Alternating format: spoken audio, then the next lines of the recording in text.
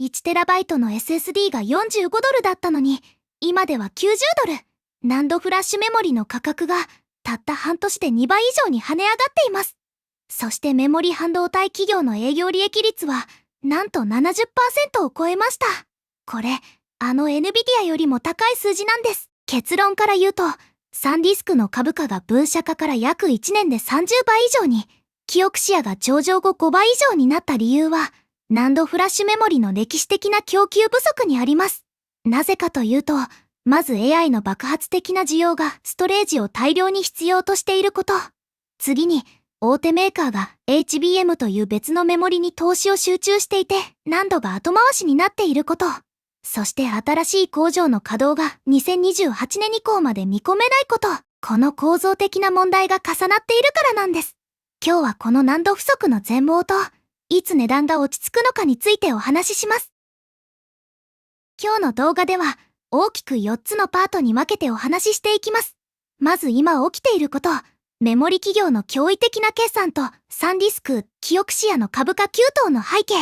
次に、なぜ難度が足りないのか、4つの構造問題。3つ目に、SSD 価格はどこまで上がるのか。そして最後に、いつ値段が落ち着くのか、回復のタイムラインです。では早速、見ていきましょう。まず、今のメモリ半導体業界がどれだけ異常な状況にあるか、各社の決算を見ていきましょう。サムスンの2026年第1四半期、メモリ事業の売上は 74.8 兆ウォンで、前の四半期からなんと倍増しました。営業利益率は 65.7%、NVIDIA の 65% を上回っています。この1四半期だけで、2025年通年の利益を超えたんです。前年同期比ではプラス 755% という信じられない数字です。SK ハイニックスはもっとすごい。売上 52.6 兆ウォンで営業利益率はなんと 72%。TSMC も NVIDIA も超えて、半導体業界で最高水準です。マイクロンは売上239億ドル、粗利率 74.4%。難度だけで50億ドルを売り上げ、データセンター向けは四半期で2倍以上に成長しました。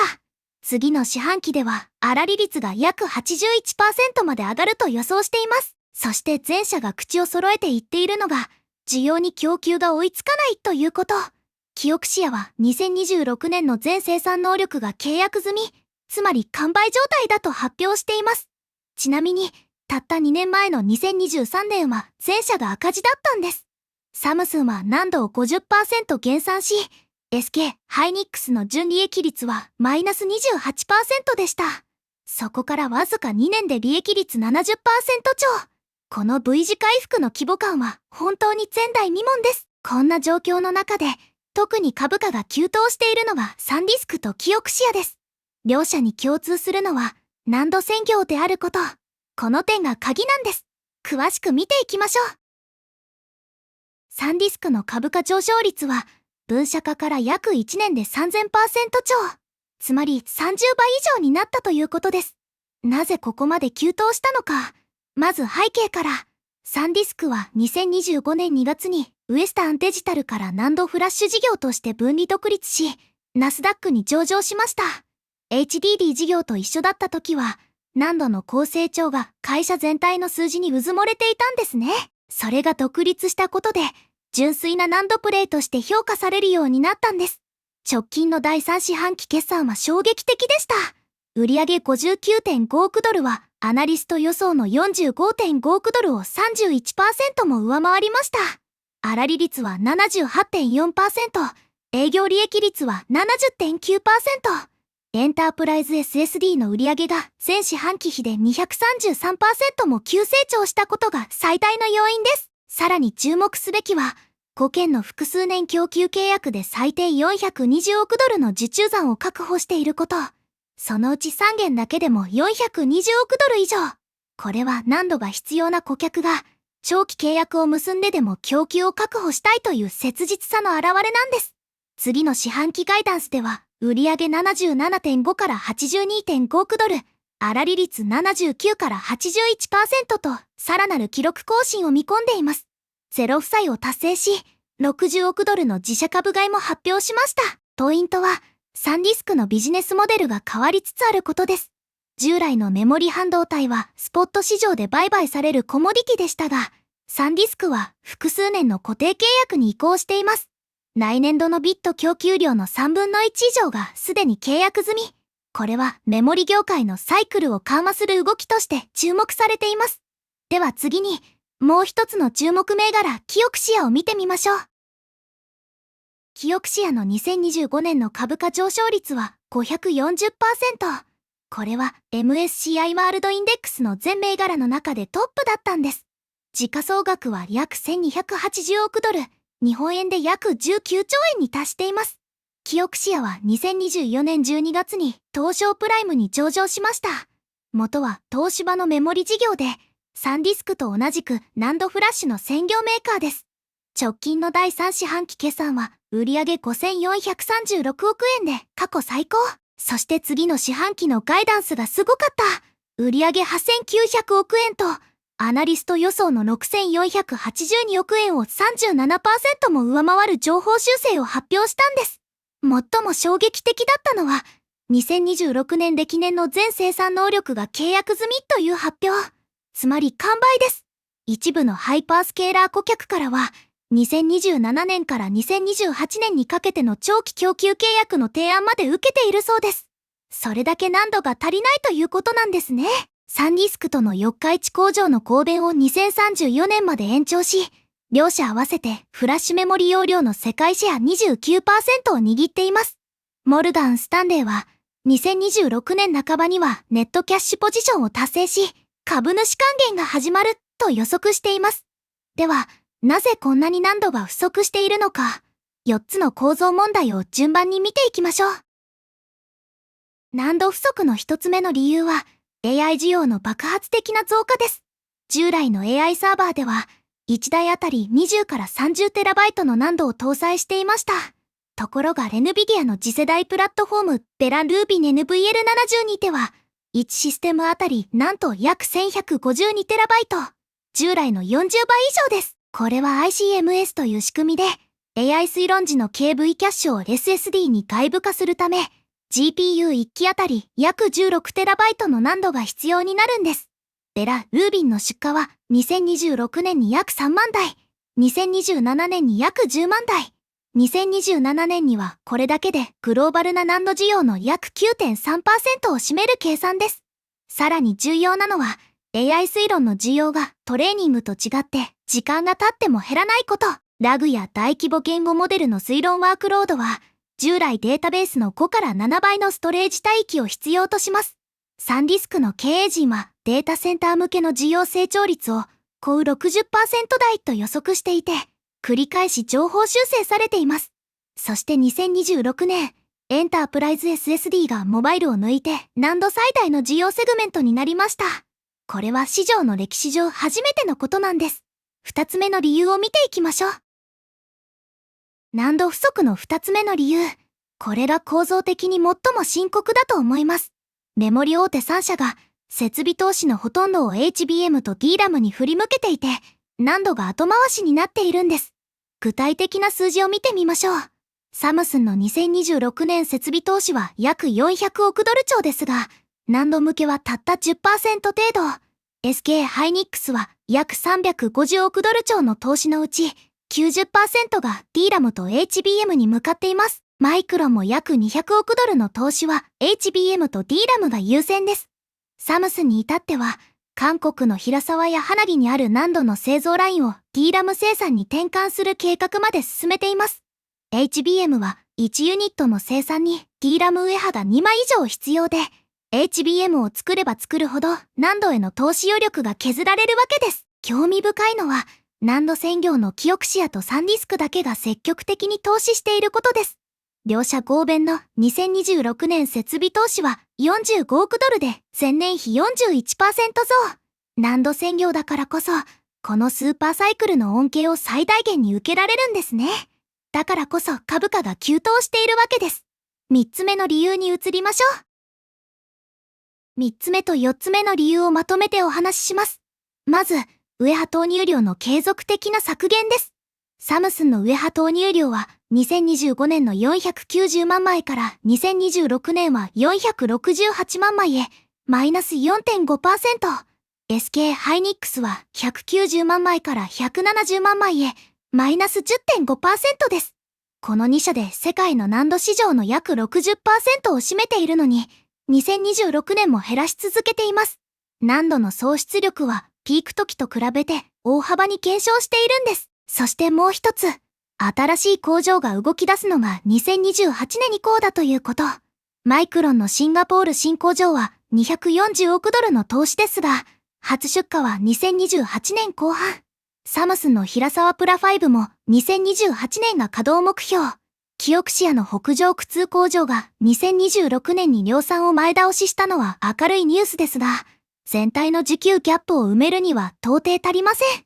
マイクロンの CEO は、顧客需要の50から66% しか満たせないと警告しています。供給と需要の間に前例のないギャップがあるとも言っています。補足すると、難度の技術世代も影響しています。各社は今、286層から332層の次世代難度への移行期にあります。新世代へのプロセス切り替えでは、一時的に生産効率が落ちるため、これも短期的な供給制約の一因になっているんです。では4つ目の要因を見てみましょう。4つ目の要因は、意外かもしれませんが、HDD の不足です。シーゲートは大容量のニアライン HDD 容量が2027年末まで受注済みだと発表しています。つまり HDD も足りないんです。すると何が起きるかというと、データセンターが HDD の代わりに高容量の QLC-SSD に切り替える動きが加速します。これが難度需要をさらに押し上げているんですね。世界のハイパースケールデータセンターは2024年末で1136施設あり、それぞれが膨大な数の SSD を搭載しています。今後も年間130施設以上のペースで増え続けています。業界全体のビット供給は2026年に約 17% の成長予測に対して、制約のない需要は 10-20% 台で推移。供給が明らかに需要に追いついていません。さらに、2026年はデータセンター向け SSD が HDD の独占領域に本格的に進出する転換点になっています。ソリディグムの 122TB や 245TB の超大容量 QLC-SSD が、これまで HDD が独占していた領域に進出し始めているんです。しかもサプライヤーは利益率の高いエンタープライズ向けを優先するので、コンシューマ向けの SSD は構造的な供給不足に陥っています。私たちが買う SSD が高くなっているのは、このためなんです。では、実際に価格はどこまで上がっているのか見てみましょう。難度価格の上昇は歴史的な規模に達しています。具体的な数字を見てみましょう。トレンドフォースのデータによると、2026年第1四半期の難度契約価格は、前四半期から55から 60% 上昇。第2四半期はさらに70から 75% の上昇が見込まれています。これは難度の価格上昇率が DRAM を初めて上回るという異例の状況です。年間では80から 100% 以上の上昇が見込まれています。スポット市場ではもっと劇的です。1TB の TLC 難度台の価格が 4.80 ドルから 10.70 ドルへ、半年で2倍以上に急騰しました。コンシューマ向け 1TB SSD も45ドルから90ドルに倍増。DDR5 メモリに至っては 6.84 ドルから 27.20 ドルと約4倍になっています。キングストンは原材料コストが 246% 上昇したと報告しています。こうした価格上昇は最終製品にも波及し始めています。トレンドフォースによると、スマートフォンやノート PC の BOM コストが5から 7% 以上上昇する見込みです。実際に iPhone17 や Galaxy S26 の端末価格が最大 10% 上昇する可能性があるとも言われています。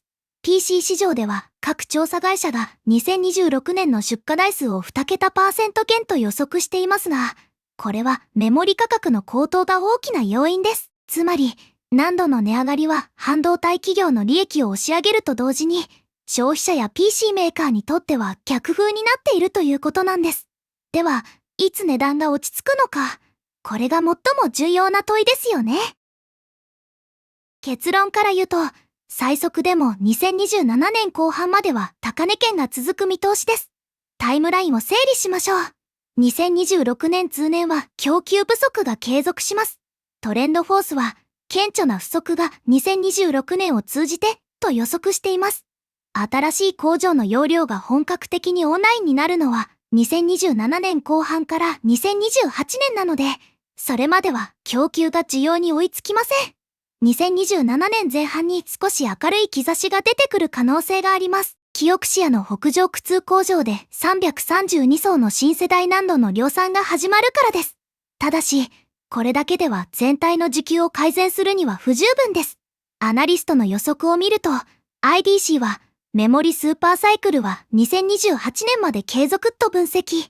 SK、ハイニックスも供給逼迫は2028年まで継続すると見込んでいます。マイクロンのシンガポール新工場やサムスンの平沢プラ5が2028年に本格稼働すれば、供給が追いつき始めて価格圧力が和らぐ可能性があります。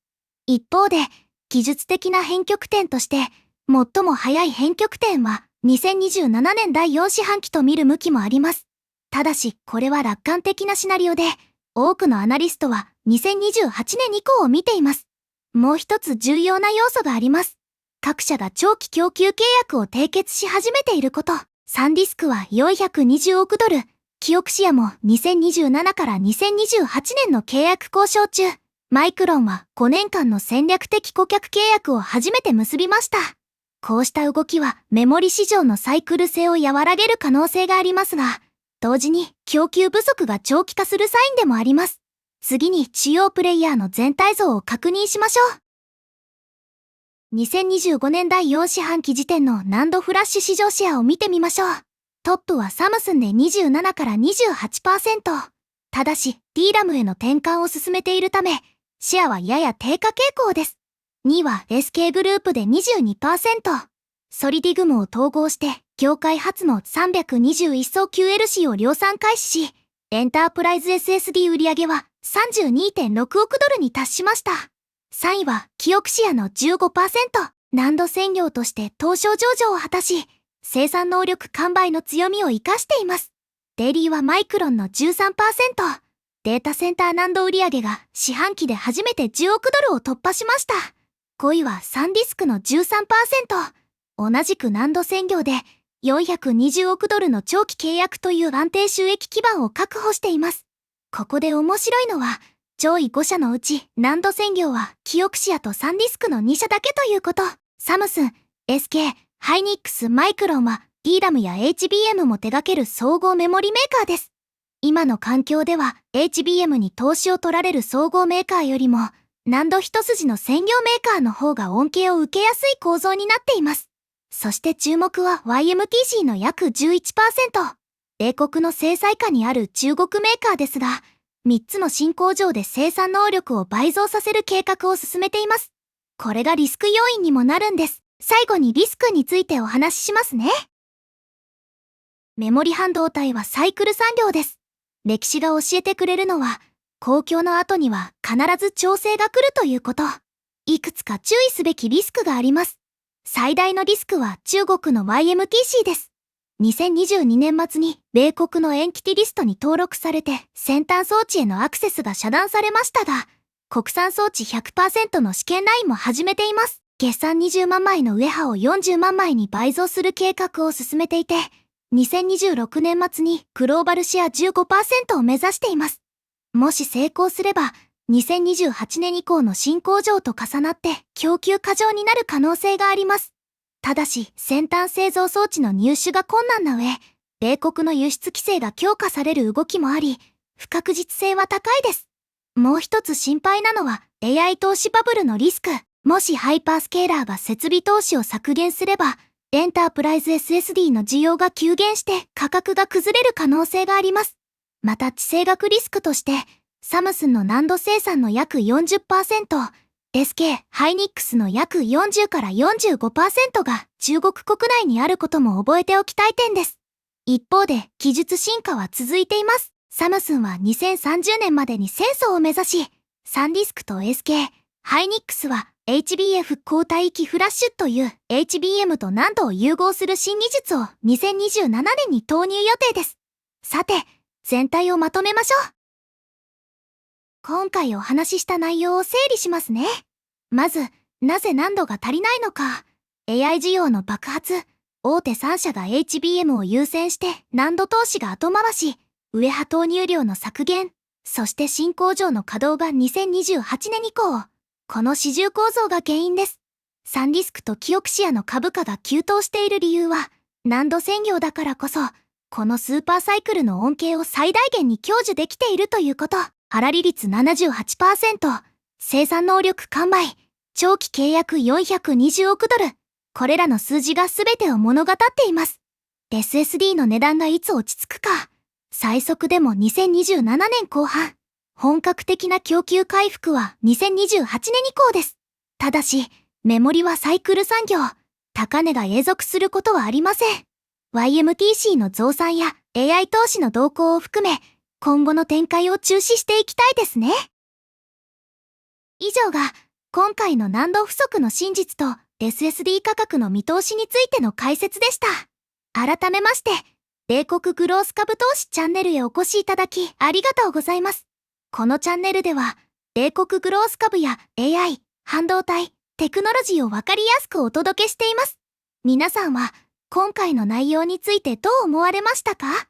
ぜひコメント欄で感想や意見を聞かせてください。この動画が参考になった方は、ぜひいいねボタンをポチッと押していただけると嬉しいです。まだチャンネル登録がお済みでない方は、ぜひチャンネル登録をよろしくお願いします。それでは、次の動画でまたお会いしましょう。ありがとうございました。